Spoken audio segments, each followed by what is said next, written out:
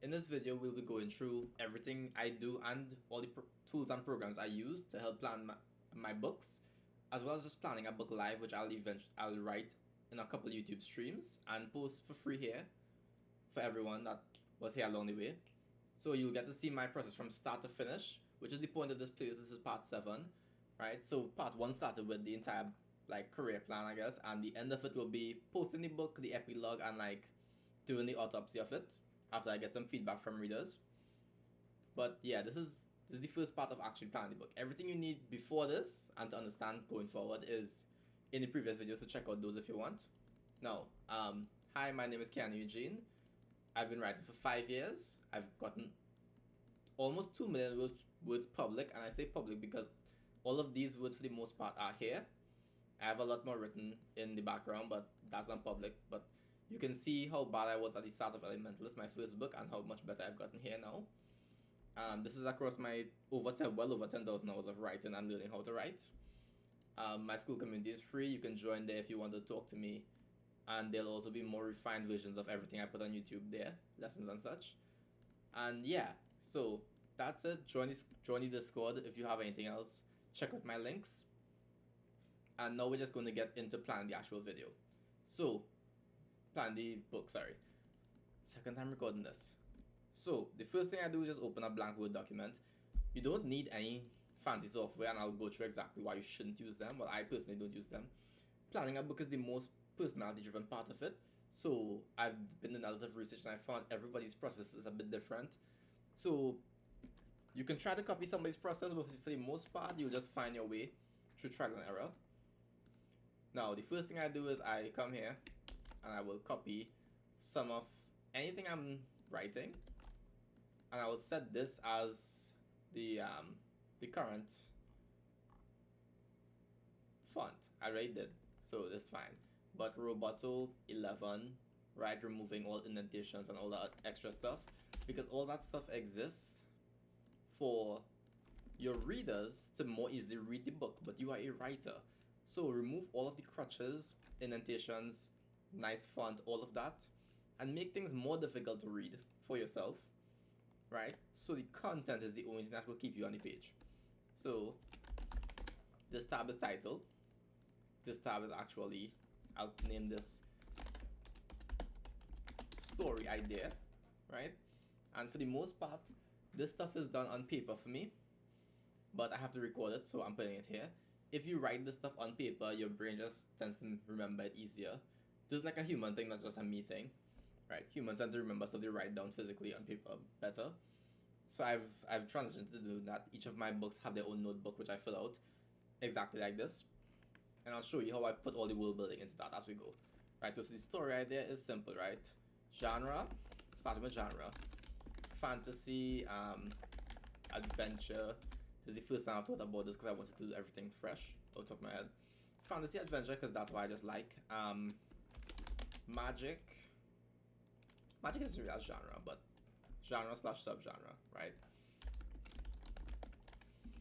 Fantasy adventure, magic, romance, betrayal, right? I'll add in betrayal purely for the sake of this being a YouTube video, because I write in POV and tense, present. I write in present omniscient, and people think you can't have betrayal or mysteries in omniscient because you have to tell the audience everything. But I'll show you exactly how to work around that, right? So I added in betrayal because I want to show this aspect of how I figured out to manage the audience not supposed to know information about the plot. It's like showing the people who the killer is before you solve the mystery, right? So I'll just show you how I do that. Is there anything else I want to touch on in this?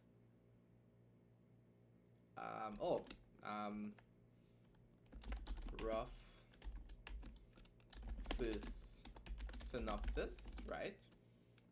And the rough first synopsis is, we'll say it is adventuring party gets hired. Hopefully you guys can't hear me typing too loudly, right? The adventuring party gets hired to find the item which leads to a fight with a dragon. Okay.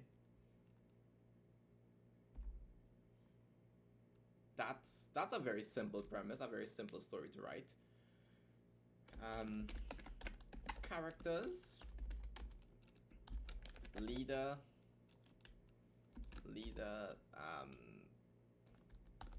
knight archetype, right? This is how I started. I started them off as archetypes, and then we progress the character as we write. Leader is a knight. 4 other characters. And we'll say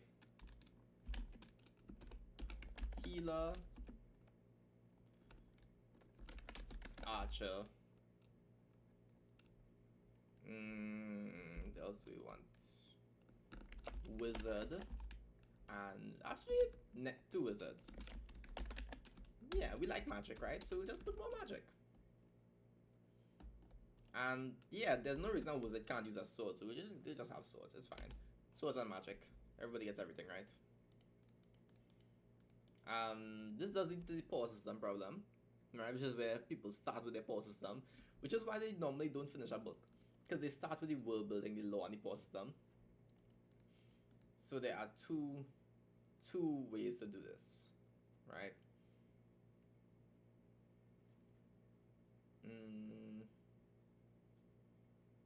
Yeah, I'll actually change this up eventually. As we explore the story more, we'll get more involved with this power system stuff. But for the most part, we just need the character archetypes, right? And story purpose. For me, this isn't like the moral lesson of the story. This is me as a writer, what I'm trying to improve upon for each story. So for this one, it would be fast pacing, because I am actually trying to work on my pacing of stories. Fast pacing and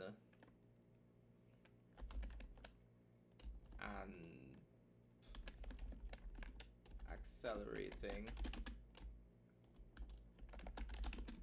audience investment in characters, right? So I want faster pacing, and I want the audience to fall in love with these characters faster. Okay, and then we go in with plot, which is the thing people really need help with. And by the way, for the record, I'll show you exactly how I actually have this stuff plotted out. If I could find let me find a. So here's how I will actually have stuff plotted out, right? You'll get to see it. I use Notepad because it just lets me do this. So 3 dashes means this is a chapter, right? 2 dashes underneath means this is a scene within the chapter, and then there's the next scene, and then 2 dashes under here means this dialogue or this point has to happen within this scene for later on, for foreshadowing's sake, right? And then we also get like little bits of that. But for the most part, yeah, this is how I do it. This is how it looks on paper too. Remove that. And I'll show you how I record all my world building with the streamline process. So, plot, right? 1. Actually, no, I'll keep the plot in its own thing, right? Story idea / goal. And yes, this is how chaotic planning it actually is, right? Plot. And then we go, this is how we would do it. I really miss Notepad++ for this, but I want everything to be in one document so I can give you later. So, start with the betrayer, right? Dealing with the client to get the contract, right?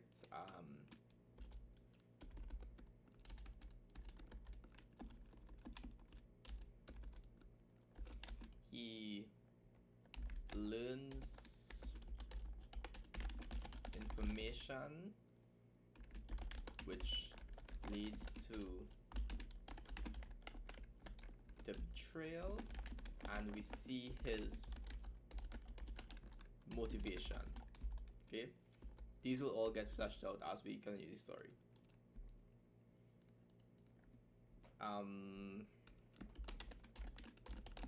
He accepted and goes back to the main cast. We get some world building / lore via subtext in their speech, in their dialogue, and understand their relationships. Okay, so I'm thinking we'll start simple, right? We start in a tavern, in a pub, right? Then a bar, some meeting place. Yeah, that'll be easy enough. After that, prep for the adventure, showing competency and rules, right? So this is adventure prep, people buying health potions, that kind of stuff, plus exploring, world building with this as a vehicle. Okay. I'll explain why the structure of these things are happening as we're writing it, but for the most part, we're starting with the betrayer because in Omniscient you want the betrayal to not be a surprise. You want it to have screen time, right? Because as these characters grow and we love them more and more, the tension raises because we know somebody's gonna like stab somebody in the back, right? So it makes us like dread it throughout the entire story rather than just being surprised. One moment of surprise is not equivalent to like being at the edge of your seat for an entire movie. Have tension and hold it for as long as possible, and the way you hold it is by showing what's going to happen and then making us like dread the event actually happening, right? It's the bomb ticking down rather than just a surprise bomb. The surprise wears off, but the bomb ticking down stays longer with the audience. Okay. Yeah, so we can explore it more here. So character dynamics and heavy world building here, right? Meaning talking while walking through a city, etc. This lets the audience get a natural reason to see the world, right? The camera is following the character, it doesn't focus on the world's just in the background. So it feels more natural. You don't want to have them walk outside the club or whatever, and then suddenly start to lord them about the city and how old it is and who built it, and nobody cares. Nobody cares. Yeah. Which is sidebar. If you're using tools like World Anvil and such, and you're writing a book, not running an adventure, what are you even doing, right? If it's your first book, this style is way more efficient, and I did like this because I trimmed out all the fat. This way you only build what you need, and if your writing style is more dialogue focused such as mine, it always has the iceberg effect of making the audience think you did a billion years of world building before writing the story. If you actually do a billion years of world building, the chances are you prefer world building to writing. So like the few people who do all the world building then finish their story, for the most part their books suck. The exception is Tolkien, right? He is the exception to the damn near every fantasy rule because he created like the epic fantasy genre in a sense. But yeah, even he wasn't done world building before his friend sent his book to get published. So yeah, just cut it out. Nobody cares. It's your first book. Make the writing good. Okay? This isn't like a video game where we need to like explore the world ourselves. This isn't a D&D game where your party is just randomly deciding to go to the left instead of going right. You don't need it all figured out. So yeah, I'll show you how I do world building later, like as we go. So prep for the adventure, leaving the city, more world building about environment and travel methods, right? So this is horses, griffins, pegasus. Do they ride dragons? What does the city look like? What's outside the city? How dangerous is it? What can we expect in the world, right? Plus overland travel. I'll put this on story goal, right? Story purpose plus overland travel. Overland travel is one of the most boring things in fiction, and even in Dungeons and Dragons, travel sequences like characters going on their horses for 5 days, people usually skip it, or they have like they randomly roll dice and throw in like 5 fights, and like you fight some stuff and then each fight's a checkpoint. Part of my story, just, well, I won't say name, but a story I'm planning is to make overland travel exciting, because Horizon Zero Dawn does that very well. So I'm going to practice it here, right? So show off the world and how traversal is interesting to the audience, not the characters. This is very important. If something is incredible for the audience, for the character, it might just be a day-to-day thing. Think about this. In How to Train Your Dragon, right? By the time of the third movie, and the second movie actually, flying on dragons is just like getting into a car. Like, it's fun, you can tell they're having fun, but for the most part, it's like, oh, I'm just gonna drive down the street.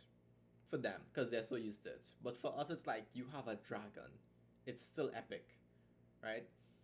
The first sequence of How to Train Your Dragon 2 is him going and find a new island, and he's having fun flying, but like, it's also his day-to-day life. So it's a daily life, but it's epic because it's so different from our regular world.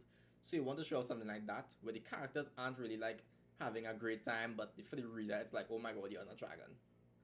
The show Race to the Edge shows off this really well. It's on Netflix, where they have to fly outside the archipelago, and it takes like 14 hours or something. So they're on the dragon for like 14 hours, and they just hate it. So they really show off like how boring it gets on the back of a dragon. Just crazy to see, right?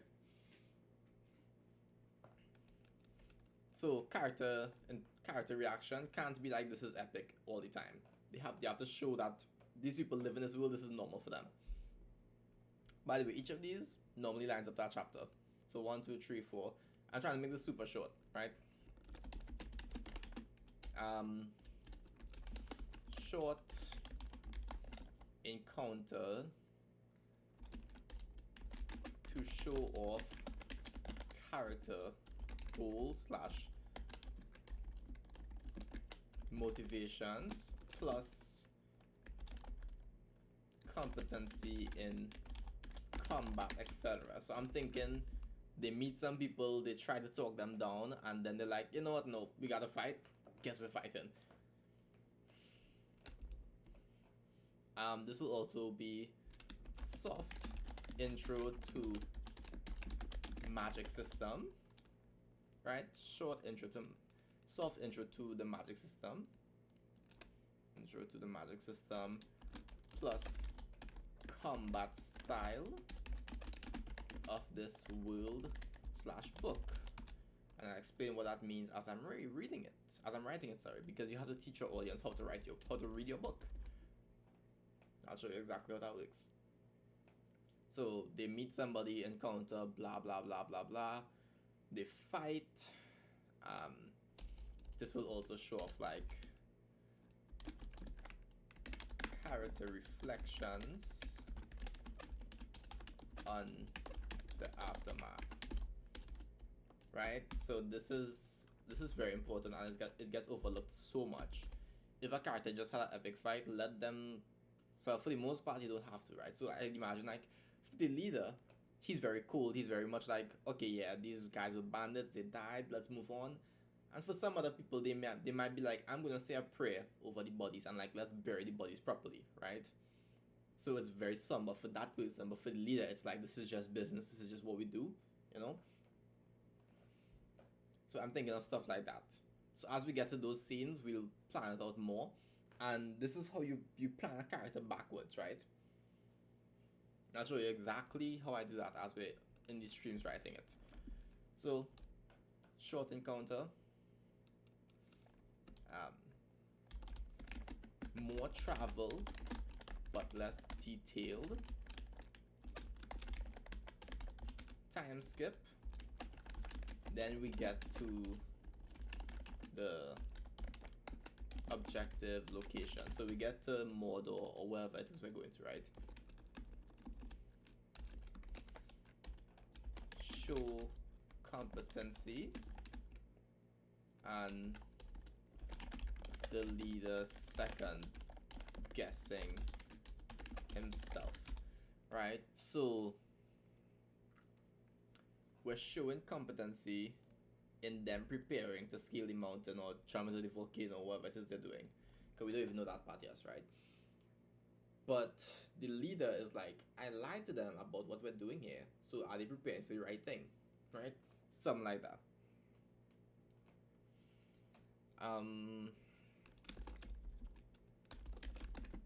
Character interactions to prep for tragedy. So in this one, you want to crank up how the characters feel like a family, right?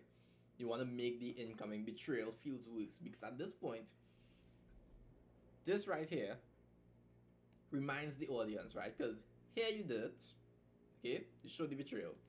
But all of this, the point of this was to make them forget the betrayal. And then here, you remind them, oh, right, all these people we've grown to love in these chapters are like about to walk into something that they aren't prepared for because he lied to them, right? And then here, the character reactions enhance it even more, because we're like, oh my god, look at how much these people like each other and how great they are together. It would be a shame if something happened, right? Then it's destination exploration and character interactions, plus suspicions, right? So this is where I'll give you an example, right? They're going through the forest, the location, and the tracks don't match what they think they're about to hunt, right? So it's like, oh my god, these are dragon claw marks when I thought I was gonna fight like a lion, right? As a funny example. So something like that, and then like this gives leader a chance, right? Leader doubles down hesitantly, okay? So this is the audience getting the green light to really, really hate this dude, right? Gives the audience permission to hate him and acts as a checkpoint to signal the final act of the story, right? And it's important you give people that checkpoint so they know what's coming next. They know, hey, somebody might die in this fight. Who knows, right? Final fight happens. It's epic. Fully explore the magic system and combat ability of everyone involved. This is very simple, right? That'll probably be like 2 chapters. In the aftermath, the reveal is made and the group fractures forever, right?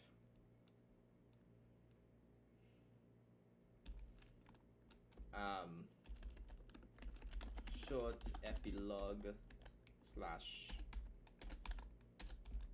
ending showing where they went to after the adventure, right? Short epilogue showing where they went after. So this is like the leader he collecting whatever what he got, and they're like, is it worth it? Was it worth it, bro? Then like the surviving characters are like, oh yeah, like that sucked, so like, I guess we're retiring now. It's over, right? And the reason these are vague is because all of this should tell you how this goes, right? This too. So as you're going through the story, you'll get a sense of, okay, the audience might prefer this character to this character, right? Because characters, for my style at least, characters develop through dialogue, and I get a better sense of like, okay, this character is more beloved, so maybe I shouldn't kill off this character. It might turn the audience against the book, right? It's kind of like if you have a third person limited book where each chapter is a different person's POV and you have 5 people's POVs, you get the feeling of like, this character probably wouldn't be liked, or the audience might hate this chapter. So like, if somebody has to die first, maybe this person should die first, because most of the audience would be like, thank God I don't have to read that person's POV anymore. We can skip them and get to the other characters who I actually like. So all of this stuff here, the dialogue, determines all likability for the most part, which determines how the fight goes, who gets killed, who dies, who lives, who wins, right?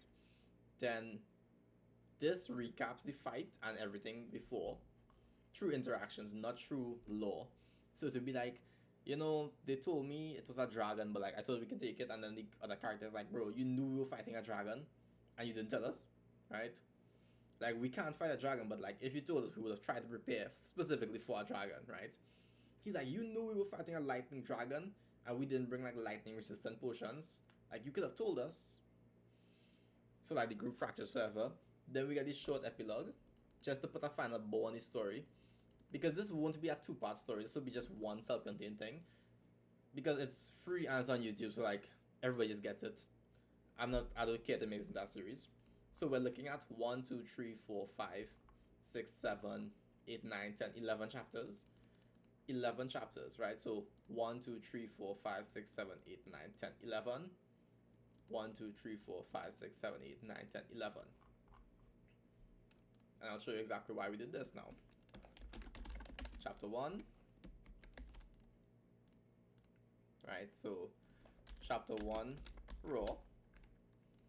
And then chapter 1, edited. Okay? And then we probably actually put chapter 1 final.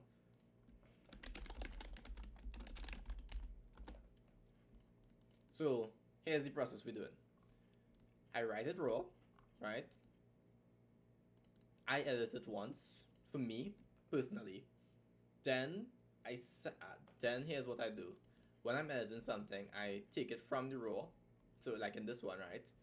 These were all raw, but then I changed them to edited afterwards. So I'll go editing it raw once. Then I will put it in pro-writing aid, and I'll edit it here properly, right, with grammar, spelling, readability, everything. I'll comb it through. Then I will send it to my editor. So he'll find all the spelling errors, because he checks spelling and grammar mostly.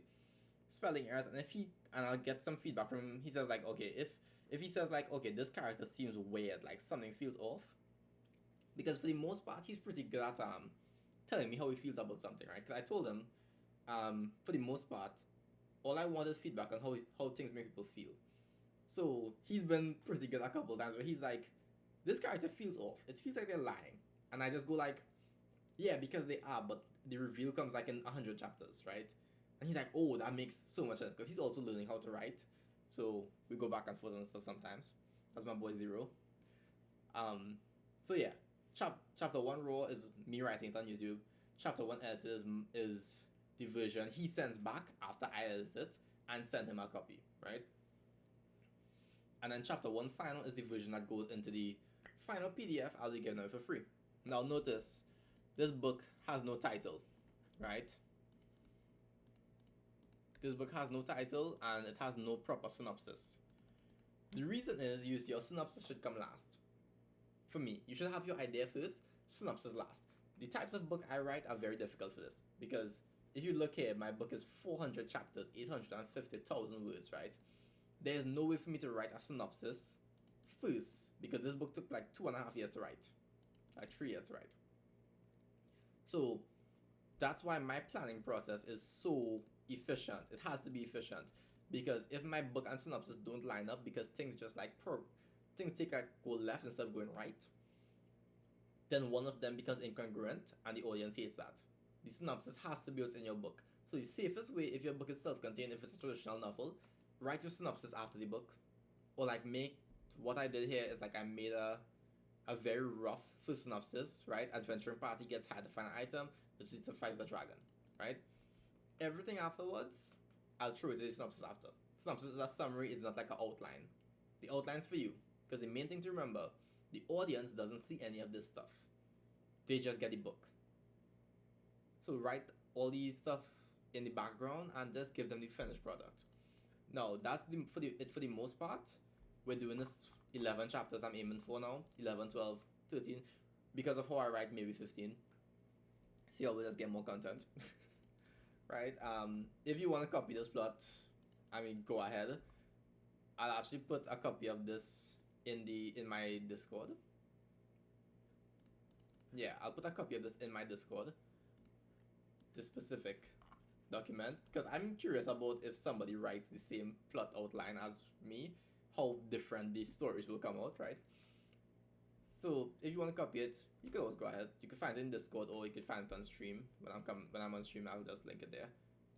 Now, as we're going through, you'll notice there is no world building section of this, right? And part of that is because you build things as you go for top efficiency.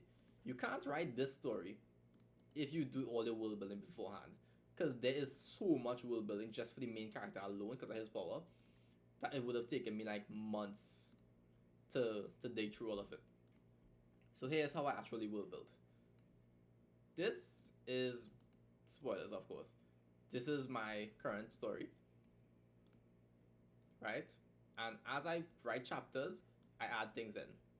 As I write chapters for Oberon, he has some stuff here that's like I thought ahead of like what magics he'll have. As I write chapters, I add things in.